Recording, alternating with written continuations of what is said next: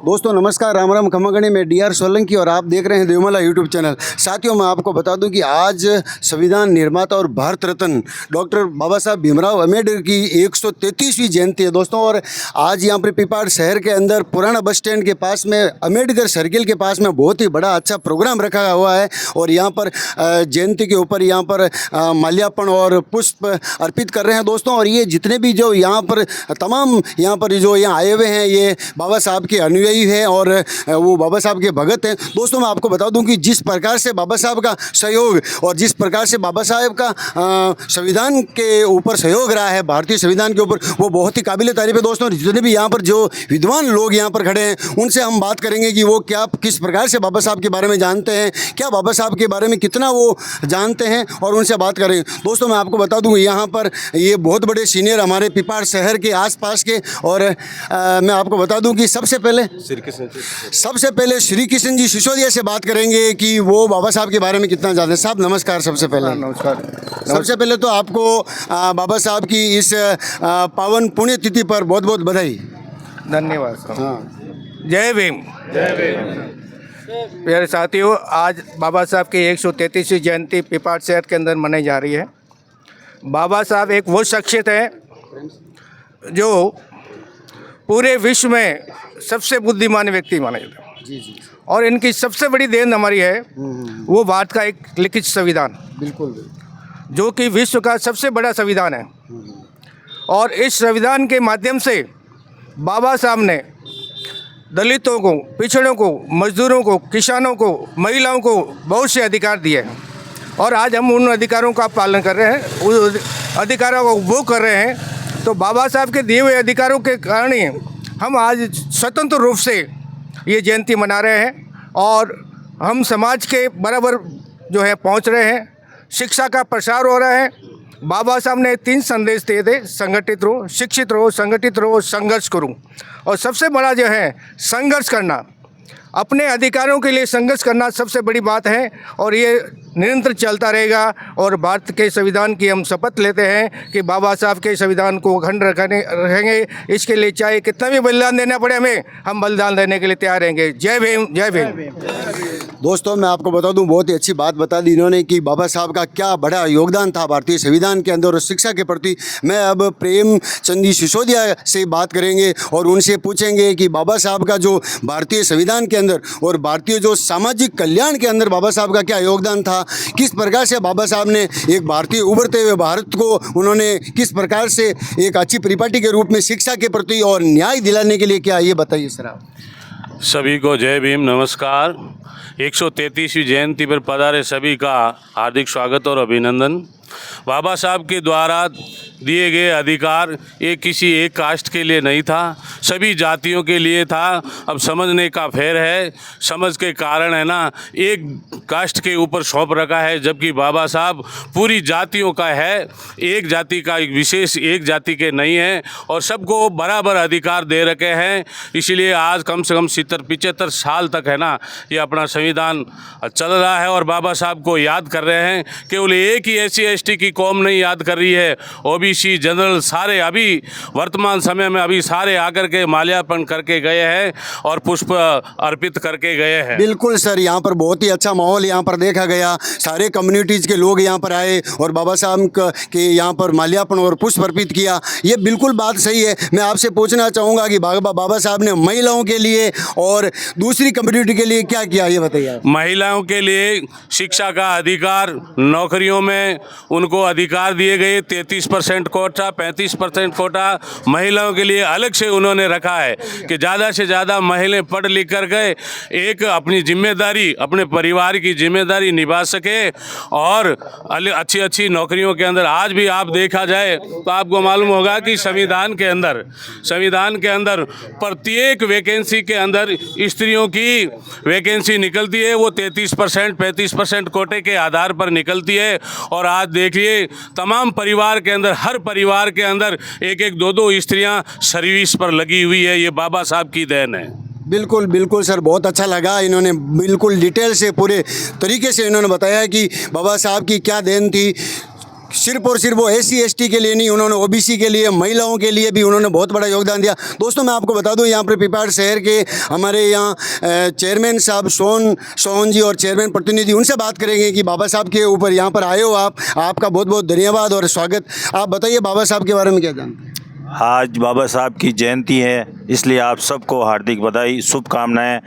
आज हम देश की आज़ादी का जश्न और देश में आज़ाद हैं, ये बाबा साहब की भी देन है। बाबा साहब ने जो 70-75 साल पहले जिस तरह की सोच थी, उसी के आधार पर हम बाबा साहब के बनाए हुए कानून, भारत के निर्माण में जो योगदान दिया, उनकी कितनी बड़ी सोच थी कि आने वाली पीढ़ी, कमज़ोर वर्ग, तबका, पिछड़ा, सबको ऊपर उठाने के लिए इनकी सोच थी।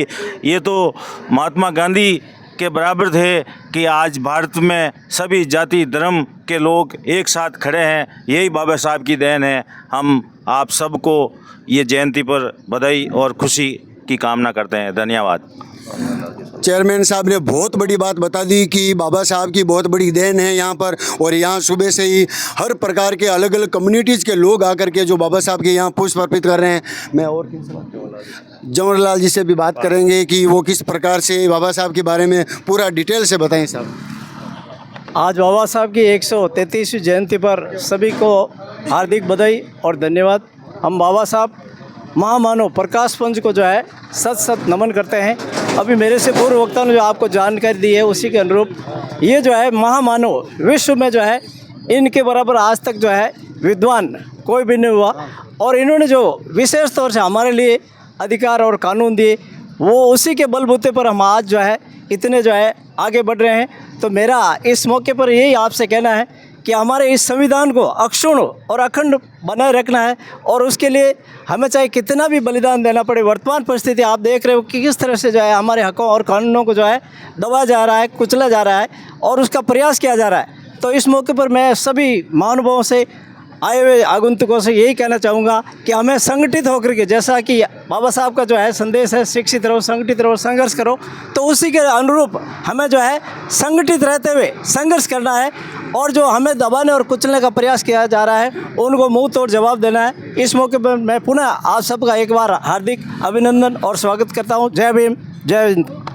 दोस्तों पारदर साहब ने बहुत ही अच्छी बात बता दी बाबा साहब के बारे में। दोस्तों मैं आपको बता दूं, यहाँ पर मौजूद हमारे यहाँ बलदेव राम जी चौधरी एडवोकेट साहब यहाँ पर मौजूद है, उनसे बात करेंगे, क्योंकि वो खुद पेशे से एडवोकेट हैं, तो संविधान के बारे में वो बिल्कुल अच्छी तरह से जानते होंगे। उनसे बात करेंगे कि बाबा साहब के बारे में वो क्या कहना चाहेंगे। मैं बाबा साहब को आज जयंती पर सभी की ओर से कोटि कोटि प्रणाम करता हूँ, माँ मानव को, और पूरे भारत की जनता को ये संदेश देना चाहता हूँ कि बाबा साहब ने इस देश के सभी धर्म और जातियों को संवैधानिक हक और अधिकार दिया है जीने का। लेकिन अभी कुछ सालों से संविधान और लोकतंत्र थोड़ा खतरे में है, और मैं सभी जाति और धर्म के लोगों से अपील करता हूं कि मां मानव के बनाए हुए संविधान की रक्षा और लोकतंत्र की रक्षा करने के लिए आगे आए और भाईचारा कायम करें, और तानाशाही और सांप्रदायिक ताकतों को एकजुट होकर जवाब दें। बिल्कुल बिल्कुल, बहुत अच्छी बात बता दी डॉक्टर एडवोकेट साहब ने कि बाबा साहब की जो दी हुई देन वो अभी भी भारतीय संविधान के अंदर बिल्कुल मौजूद है, और बहुत ही अच्छी बात बता दी। दोस्तों मैं आपको बता दूं, यहाँ पर और भी हमारे बीच में चेतन जी मौजूद है, उनसे बात करेंगे कि क्योंकि अभी तमाम बाबा साहब के बारे में बहुत ही बड़ी चर्चा हो गई। अब मैं चेतन जी से ये पूछूंगा कि बाबा साहब ने अपने जीवन में एक परिवार को छोड़ करके, परिवार को त्याग करके किस प्रकार से भारतीय संविधान को जिंदा रखा, और भारत के लिए उन्होंने क्या कैसे दिया, अपने परिवार को छोड़ करके अपने परिवार की कई समस्याओं को सामना करते हुए कैसे किया, उन्होंने बताइए। आप सभी को जय भीम। आज पिपाड़ अम्बेडकर सर्किल पर बाबा साहब की प्रतिमा पर सभी पिपाड़ वासियों ने, सभी सर्व धर्म, सभी सर्व समाज ने मिलकर के बाबा साहब को पुष्पांजलि अर्पित की है।